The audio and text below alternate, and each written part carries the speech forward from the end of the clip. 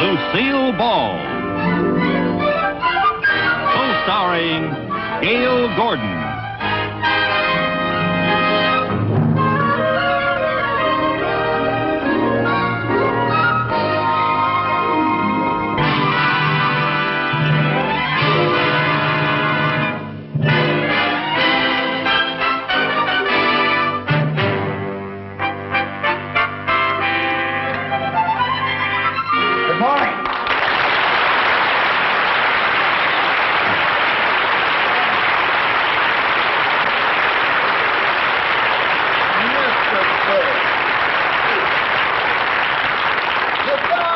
Mr. Burns, now then, what can I do for you? I stopped by to pick up my dividend statement. Ah, yes. Well, my secretary has your file. She'll be right back. Fine.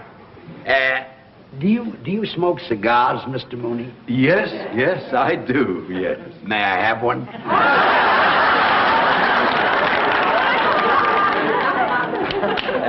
Thank you.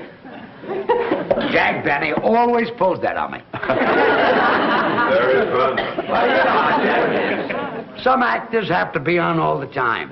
So I've heard. Oh, that could be very annoying. I could never be like that. I think it's unprofessional. I say once an actor walks off the stage, he should leave his work there and be like everybody else. Very commendable. I've learned to relax, like Irving Berlin said in that song many years ago.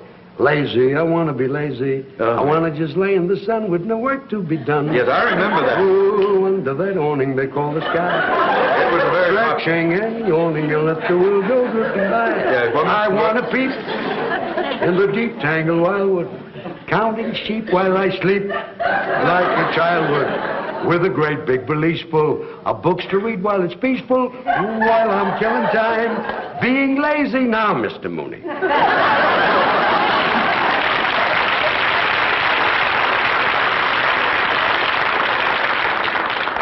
Maybe I can find your file, Mr. Burns. It should be here under the B's. All right, Martin, Miller, Munson, Murphy. Under the B's? Maybe we'd better wait for my secretary. I hope you don't mind waiting. Think nothing of it. Now that I'm not doing an act anymore, all I've got is time on my hands. You and me, nothing but loving you. And if I fall, once and for all, I'll see my dreams come true. Moments to spare for someone you can't... Excuse me, Mr. Burns. Yes, I was here, what? Because... Time on my hands, you and Mr. Mooney, don't be embarrassed. Nobody ever lets me finish a song. Would you care for another cigar? Oh, no, go right on with your work. Yeah. I'll just sit here and look at the stock report. Oh, yes. I envy you, Mr. Burns. How's that? Well, being able to retire in the prime of your life, just sit back and to collect dividends. Well, that might be true about some people, but not about me. Huh? It kills me not to be doing an act. Well, why did you stop working? Well, I've always liked to work with women. I had a great act going with Carol Channing, and then she left me. She went into Hello, Dolly, and then I did an act with Dorothy Provine, and then she went into television, and Connie Stevens went into pictures. Well, why don't you find some other girl to work with you? Mr. Mooney, comedians are not that easy to find. Gotta find a girl with a kind of a pixie personality, eccentric, way out, a real kook. A girl like that is very, very hard to find. Here's the contract, Mr. Mooney. Well, it's about time you got here. I've been trying to find Mr. Burns' file. Oh, George Burns. How do you do? Oh, you've been a favorite of mine for years. Oh, thank you. Oh, I used to watch you all the time on radio. You watched me on radio? I mean, I used to listen to you on television. Listen to me on television? Yeah, that was the year my picture tube went out. You should have gone back to watching me on radio. Oh, you say the funniest thing. Mrs. Carmichael! I've been trying to find Mr. Burns' file. It is not under the B's. Oh, I must have put it under the X's. Why would you put the B file under the X's? Well, that poor little file never has anything in it. Here. Well, where is it? Well, no, I don't know. Wait a minute. I bet I know what I did. You see, Mr. Burns, I always have trouble remembering names, so I took a course in word association. Now, Burns reminds me of fire. So you filed it under the F. No, fire reminds me of stove. So you put my file under the S's. No, stove reminds me of pot roast. It's your turn. You filed it under the P's? No, pot roast reminds me of noodles. Mrs. Carmichael, you're making me angry. You're making me hungry. And noodles reminds me of my mother. It's your turn. Noodles remind you of your mother? Yeah, she made the best noodles, and I'll bet that's where I put your file. Under noodles. No, under gravy. Mrs. Carmichael, I don't know what I'm going to do with you. I know what I'm going to do with her. Start a whole new career. Mrs. Carmichael. Yes, sir. Have you ever thought about going on the stage? Oh, my life. How would you like to do an act with me? Oh, Mr. Burns, you can't be serious. I know it. That's why I want to get back on the stage. Oh. What do you say? Oh, well, that's very nice of you, Mr. Burns, but I couldn't do that. I couldn't quit my job here. Why not? Because it wouldn't be fair to you, Mr. Mooney. You need me. Good help is hard to find. Well, I'd be delighted to start looking. Now, Mrs. Carmichael, this is a great opportunity for you to make a lot of money. Yes, I know it does sound like a wonderful opportunity. Yeah. But, and you know, today, my horoscope said that my whole future was going to take a turn for the better. So did mine. How much would I make? Well, it's unprofessional for an artist to discuss money. Oh. That's usually handled by your agent or someone who handles your financial matters. Well, Mr. Mooney usually handles all my financial things. Yes, and I'd be delighted to represent you in this matter. Would you? Yes, indeed. For the customary 20%. 10% is customary. Oh, 10. Oh, yeah. Well, you see, I'm new to show business. You two talk it over, and when you decide on what you want, you can get together with my agent. Fine. Here's my address. Be at my apartment tonight, and we can start rehearsing. Your apartment? Nice and quiet there, and nobody will bother us. Well, I hardly know you, Mr. Burns, and going to your apartment, you in show business and all. Mrs. Carmichael, you don't have to worry about a man like Mr. Burns. She does, too. I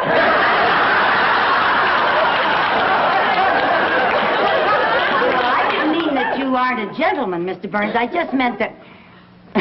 Well, I meant you're a man, and if I go to your apartment, people might talk. What people? There won't be any people there. And when I talk, nobody believes it anymore. Here tonight. Okay, Goodbye, Mr. Mrs. Burns. Carmichael. Well, thank you. Goodbye, Mr. Mooney.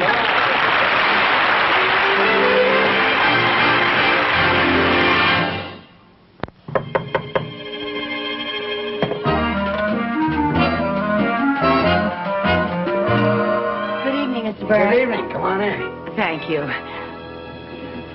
Oh, what a lovely apartment. Well, I'm glad you like it. Oh, it's so beautiful. Are you ready to try a little rehearsal? Oh, yes. I can hardly wait to find out what I do on the stage. First, you've got to learn how to get on the stage. Oh, yes, sir. See, making an entrance is very important. Oh. Now, let's see. Where are we? That'll be the wings right there. Oh, uh-huh. Now, this will be center stage. Yes, sir. Yeah. Is that the audience out there? That's the audience. Okay. Now, we're introduced over the house mic. Oh, are we? Ladies and gentlemen, here they are, George Burns and Lucy Carmichael. Now, the orchestra plays our entrance music. Oh, what is our entrance music? Some of these days. Oh! Now, let's make our entrance. Let's go into from the over here. Now, you walk out just like I do. Yes, sir. Okay. Yes, sir. Now, here they are, ladies and gentlemen, George Burns and Lucy Carmichael. Now, there's music, and I'm walking out, and I'm bowing, and I get to the center of the stage, and when I get to the center of the stage... I'm sorry, Mr. Honey, you walked out too fast. Oh, well, I guess I've waited so long to go on stage that I was kind of in a hurry. You belong over here. Oh, over here? Over there. Oh. That's it. Now, we'll start. Yes. Well, Lucy, say hello. Hello. Not to me, to the audience. Oh. Hello. Don't look down at the audience. The people in the back can't see you. Oh. Hello. Now, I'll tell you a little trick. Especially when you're new and you might be self-conscious. You look out at the audience, but you don't see them. You sort of look past them. Oh. Well, now, well, Lucy, say hello. Hello. Very good. Oh, thank you. Do that again. Hello. What's that? What is that business? Oh, a little curtsy. Yeah, well, I saw Ginger Rogers do that on the Late Late Show last night. Yeah, I saw her on the show. She's my favorite. My very favorite. Look, she's very good. Yeah, Fred Astaire was in the picture, too. It was a wonderful picture. You know, at the beginning of it, Fred was an ambitious young dancer playing in a show in Muncie, Indiana. Muncie. You ever been to Muncie? I was closed there. Oh. Well, Ginger Rogers is one of the chorus girls in the picture, and Fred's up there dancing away, you know, and Ginger's in back of him kicking with the girls, you know, and she accidentally kicks Fred. And the people laugh, and Fred is very embarrassed, you know. And then the girls go off stage, and Ginger starts for her dressing room, and Fred comes off stage, grabs her, and starts bawling her out. And that poor little thing is on the verge of tears. She's hurt? Not her, him. Oh, him. It hurt where she kicked him. Oh. And he tells her she's nothing but a clumsy clown with 2 left feet. And he calls her a no-talent nitwit. And then she calls him a swell-headed nincompoop. Yeah, and that's when they realize that they really love each other. It always... So, later that night, he goes over to her apartment to apologize for bawling her out, you know. And he knocks on the door. He knocks on the door. If that's Fred Astaire, I'm giving up cigars. Come in. Oh, good evening, Mr. Burnley. Nice to see you. Hope you don't mind my dropping by. I suppose you came by to transact a deal. Yes, I did, and to see how my client is getting along. Well, we've been rehearsing a little bit. Yeah, Mr. Burns is teaching me how to say hello. Hello. Oh, my, that's very good. You'll be worth a lot of money, this girl. Well, I don't discuss money. You'll have to talk to my agent.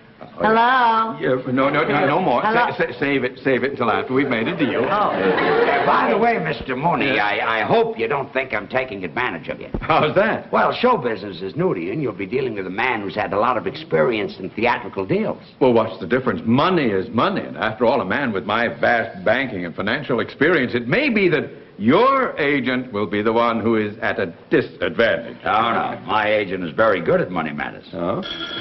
Excuse me. Yeah.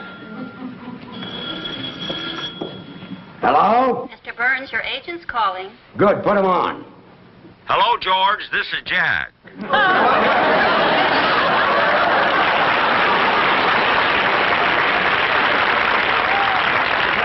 in time. Mrs. Carmichael's agent is here right now. Fine. Let me talk to him. Good. Here he is. His name is Mooney. Mr. Mooney. Hey, Mr. Mooney, my agent. What's his name? Benny. Jack Benny. Jack Benny is your agent?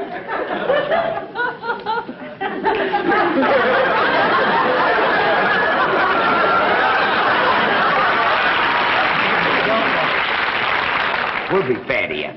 We will not. I'll handle this. You just get us booked someplace. I got you a break-in date for tomorrow night at a club in Santa Monica. We open tomorrow night at a club in Santa Monica. Oh, that's wonderful. Great. The bookers from Vegas will be in to see you, so I hope the act's good. Don't worry, she'll be fine. I mean you.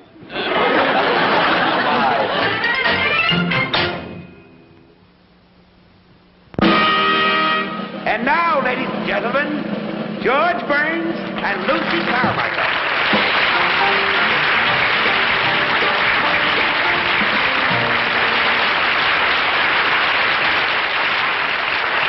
Lucy, say hello.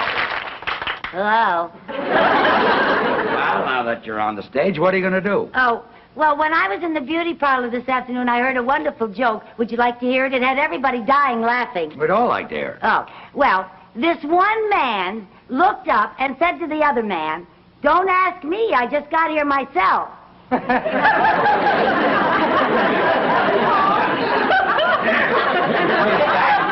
Is that the joke? Well, there was some stuff ahead of it that I didn't hear. That's the line that they were dying laughing at. I wouldn't tell that if I were you. Too old? Oh, yes, it's been kicked. Oh. Let's talk about your brother. Oh, which brother do you want to talk about? The one that's married or the one that's in love? The tall one. Oh, yeah. Well, that's my brother Harry. He's with the FBI. Your brother's with the FBI? Yeah, they picked him up in Kansas City. So the FBI picked him up. Well, they had to. He couldn't pick himself up. Loaded again. Yeah. Poor Harry. Hasn't your family ever tried to do something about his drinking? Well, we sent him to a psychiatrist, and the psychiatrist worked and worked to get to the bottom of Harry's drinking. And finally, he found out Harry's problem. What was it? Harry likes to drink. Well, we all have our reasons. I think Harry drinks to forget. Forget what? That he's a kleptomaniac. He's a kleptomaniac. Harry was always going into stores and taking things, so you know what my mother did? What? Well, she took some adhesive, and she taped his hand shut all but this one finger. Taped his hand shut all but that. Why? Well, so he could play marbles with my other brother. You can't play marbles with one finger. Well, Mother did that to even up the game. You see, Harry didn't have all of his fingers, and my other brother didn't have all of his marbles.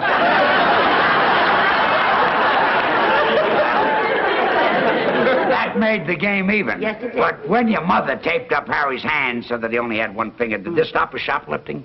Well, it helped. All he could steal were donuts. Harry likes donuts. That's right. It was a donut that broke Harry's back. Donut broke his back? Yeah. You see, he had a donut in his right-hand pocket, and he tried to get it out with his left hand. And broke his back? Yeah. Well, the next time he's got a donut in his right-hand pocket, tell him to try to take it out with his right hand. Well, that's kind of hard when you got your pants on backward. He had his pants on backward? Yeah. You see, Harry had a suit with two pair of pants, and he put one pair on frontwards and one pair on backwards. So that he could walk either way. That's when the truck hit him.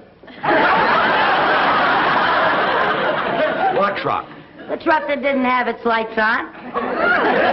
Well, why didn't the man in the truck have his lights on? Well, he didn't have to. It was daytime. Well, if it was daytime, didn't the man in the truck see your brother coming? He didn't know it was my brother. Oh, he saw two pair of pants coming toward him, and he drove right between them. Well, that's our music cue. And my cue. Two sweethearts in a country town, the neighbors say, lived happily the whole day long. Until one day told he must go away, she wondered then what could go wrong. He said, you know it's true, I love you best of all, and yet it's best if we should part. Just as he went away, he heard a sweetheart say, here's a pretty tempo, Lucy, play with it. Although it broke her heart. Some of these days, Yes, some of these days, you'll miss me, honey. you're gonna miss me, honey. Some of these days, Yes, one of these days, you'll feel so lonely. you'll be feeling oh so You'll lonely. miss my You hugging. used to love it when I'd hug and You'll squeeze you. miss my kissing. You'd ask for more, and I You'll tease miss you. me only You want me only when you go away. when you're a million You'll miles. feel so lonely. In the evening when the sun goes Just down, for me only. I'll be on the other side of For town. you know, Oh, honey, you know, baby, you had your way. that you went and had your way. And when you leave me, Yes, I know 'twill grieve you me. can bet you're gonna be full of sorrow. Your blue-eyed baby, some of these days.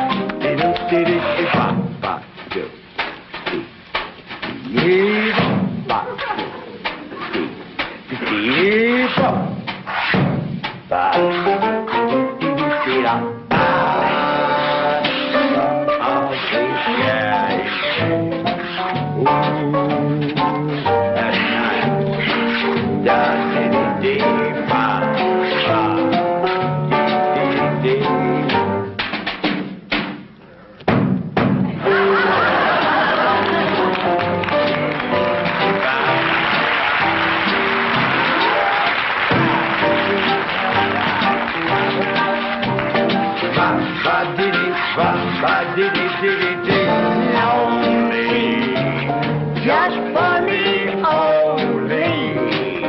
Don't you know, honey, that you've had your way. That you've had your way. And when you say goodbye, wipe that tear from your eye. You're gonna miss your baby. You're gonna miss your red-haired mama. You're gonna miss your blue-eyed baby somebody. Miss your blue-eyed baby somebody.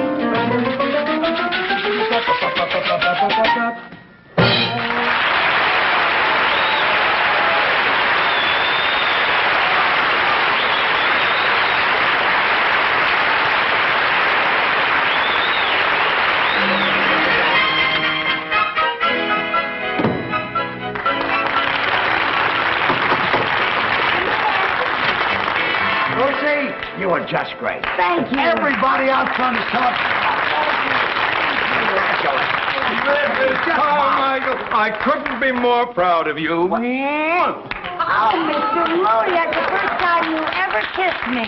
Well, banking and show business are different. You know, this girl is sensational, and the men from Las Vegas have offered $10,000 for the act. $10,000? They'll go as high as 15 if you won't sing. We'll take the 10. Did you hear that, Lucy? We're going to Vegas. Oh, that's just wonderful. You know, this is like what happened to Ginger Rogers in that picture last night. The producer saw her on the stage. She got an offer to go to Vegas, but she'd been with Fred so long that she didn't want to be... Oh, Mr. Burns, I can't go. Why not? Oh, because I can't leave Mr. Mooney.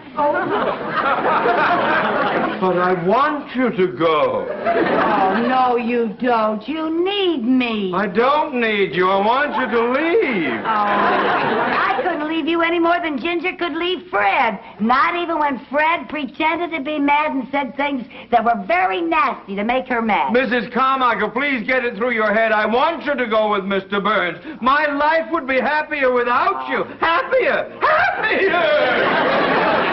That's just what Fred said, because he didn't want to stand in her way. But Ginger knew that Fred needed her, just like you need me, Mr. Mooney. Now. Mr. Burns, but it just wouldn't work. I couldn't be funny out on the stage thinking about Mr. Mooney back in the bank trying to get along without me. Mr. Mooney, you must be a wonderful man. How do you inspire such loyalty? I don't know what I've done to deserve this. Well, I hope you're not mad at me, Mr. Burns. What for? This is the story of my life. But what about the engagement at Las Vegas? Well, now that I don't have a girl, I guess we'll have to pass up the $10,000. Oh, I'm just awfully sorry about it, but, you know, Mr. Burns, Mr. Mooney has... What are you doing? If you think I'm going to let $10,000 go down the drain, you are crazy. Some of these days...